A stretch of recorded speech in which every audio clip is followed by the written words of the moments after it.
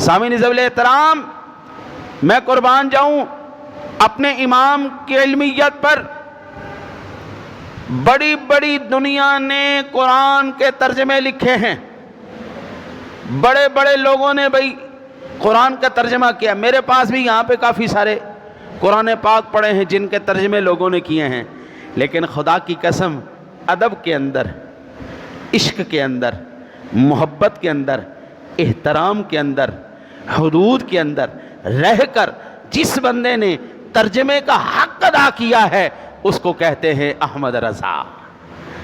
کنز الایمان شریف کا ترجمہ آپ پڑھ کے دیکھیں، خدا کی قسم آپ کا عشق جوان ہو جائے گا، آپ کا عشق جوان ہوگا، آپ کو پتہ چلے گا کہ قرآن کا مقصود کیا ہے، قرآن ہم سے بات کیا کر رہا ہے، قرآن ہم سے کلام کیا کر رہا ہے۔ میں آپ کو ایسے اشارتاً عرض کرتا ہوں، بسم اللہ شریف کا ترجمہ، ہر ایک نے بسم اللہ کے ترجمے سے شروع کیا۔ کسی نے لکھا شروع کرتا ہوں اللہ کے نام سے، کسی نے کہا شروع اللہ کے نام سے، کسی نے کہا ابتدا اللہ کے نام سے۔ جس نے بھی کہا اس نے لفظ شروع کو پہلے لایا، ابتدا کو پہلے لایا، اللہ کے نام کو بعد میں رکھا۔ اعلیٰ حضرت عظیم البرکت کا جب ہم کلام اٹھا کے دیکھتے ہیں تو سب سے پہلے آپ نے لکھا اللہ کے نام سے شروع۔ فرماتے ہیں جو مرضی ہو جائے اللہ کی ذات پہلے ہوگی، کلام اللہ کا ہے، نام بھی اللہ کا ہوگا، پہلے سب سے پہلے نام اللہ کا لیا جائے گا، اس کے بعد کوئی اور بات کی جائے گی۔ اللہ کا نام لے، تیرے سینے کے اندر انوار و تجلیات موجزن ہو جائیں۔ جب تیرا سینہ اس کے انوار سے موجزن ہوگا، اگلے مضامین تیرے سامنے کھلتے چلے جائیں گے، ورنہ بابا وہ اندھیرا، وہ اندر کی گھٹن تجھے لے دے بیٹھے گی، نہ عقیدہ پاس رہے گا نہ ایمان پاس رہے گا۔ مثال کے طور پر اور عرض کروں، سورہ فتح کی ابتدا کے اندر لوگوں نے ترجمہ کہ انا فتحنا لک فتحا مبینا لیغفر لک اللہ ما تقدم من ذنبک وما تأخر۔ یہاں پر لوگوں نے جو ترجمہ کیا اور انہوں نے کہا کہ ہم نے آپ کو فتح مبین سے ہمکنار کیا اور آپ کے اگلے پچھلے تمام گناہوں کو معاف کر دیا۔ ہائے ہائے ہائے ہائے، دیکھو کتنی بڑی علمی گمراہی ہے، کتنی بڑی علمی ٹھوکر ہے۔ اور بابا نبی گناہ گار نہیں ہوتا، نبی سے گناہ سرزد نہیں ہوتے۔ اللہ نے انبیاء کو معصوم پیدا فرمایا ہے، اور معصوم وہ ہوتا ہے جس میں گناہ کی طلب ہی نہ ہو۔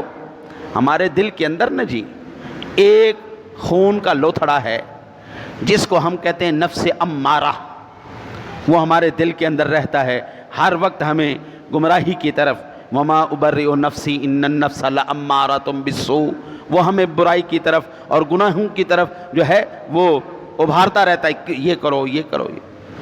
انبیاء کے دلوں میں اللہ نے وہ چیز رکھی ہی نہیں، اور تیرے میرے سونے نبی کی بات ہو پھر تو بات ہی ختم ہو گئی نا جی۔ ان کے قلب انور کو تو حوض کوثر کے چشموں سے غسل دیا گیا ہے، اور وہاں پہ گناہ کا تصور ہو ہی نہیں سکتا بابا۔ تو ترجمہ کیا کیا میرے امام نے؟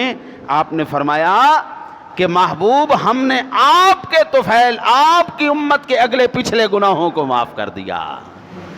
ہاں یہ بات ٹھیک ہے، بالکل درست ہے، کیونکہ نبی، میرے نبی خاص کر، میرے نبی خاص کر، ہر نبی شفیع ہے، لیکن میرے نبی امام الانبیاء ہونے کے ساتھ شفاعت کا تاج بھی سر پہ رکھتے ہیں۔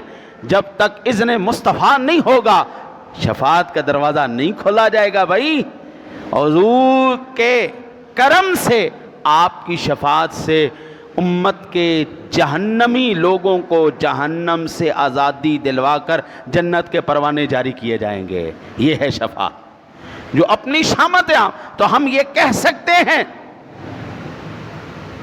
لیغفر لک اللہ ما تقدم من ذنبک وما تأخر، تقدم کو دیکھیں، پہلوں کو دیکھیں تو حضور سرور کائنات صلی اللہ علیہ وسلم نے اپنی حیات مقدسہ کے اندر 10 صحابہ کرام علیہ رضوان کو جنت کے پروانے جاری کر دیے، جن کو ہم عشرہ مبشرہ کہتے ہیں۔ حضور نے فرمایا ابو بکر فی الجنہ، عمر فی الجنہ، عثمان فی الجنہ، علی فی الجنہ، طلحہ فی الجنہ، عبد الرحمن فی الجنہ، عبید فی الجنہ، زبیر فی الجنہ۔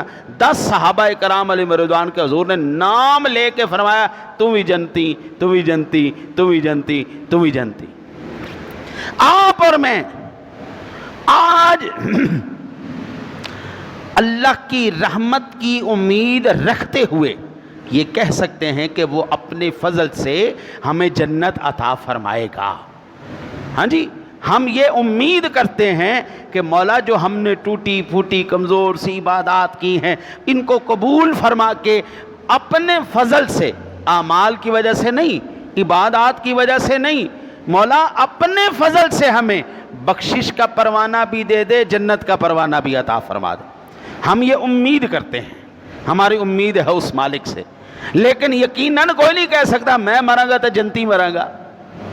وہ اللہ نے بڑے بڑے لوگوں کے آخر میں آ کے ان کا سارا کچھ فنا کر دیا، سب کچھ ختم کر دیا، لاکھوں سال عبادتیں کروانے کے بعد اللہ نے مردود بنا دیا۔ بھائی اس کا غضب، وہ جہاں پر رحیم و کریم ہے وہیں پر جبار و قہار بھی ہے۔ اسی لیے ہم امید کرتے ہیں کہ مولا ہمیں دے دے۔ یہ وہ بارگاہ ہے میرے نبی کی بارگاہ، جس بارگاہ میں حیات کے اندر ہی جنت کے پروانے مل رہے ہیں۔ حضور نے حیات طیبہ کے اندر فرمایا تو بھی جنتی، تو بھی جنتی، تو بھی جنت۔ 10 لوگوں کے اعلیٰ حضرت عظیم البرکت کا